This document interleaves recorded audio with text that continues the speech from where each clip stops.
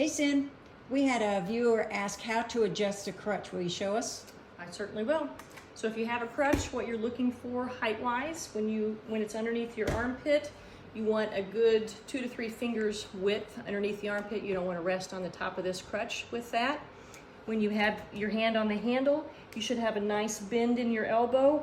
If you let your arm relax down at your side, it should hit you at wrist level so that when you bring your hand up onto it, it gives you that bend in the elbow. So let's take a look at how to adjust it. So on crutches now, most of the aluminum ones will have the push buttons down here. It's on both sides. They typically will have a height measure.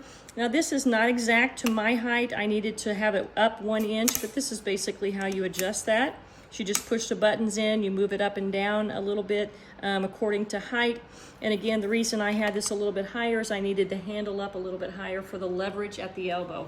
The way you adjust the handle is you're unscrewing this right here, okay? And you're gonna take this, there's an entire length of a screw in here, so you just take this off right here.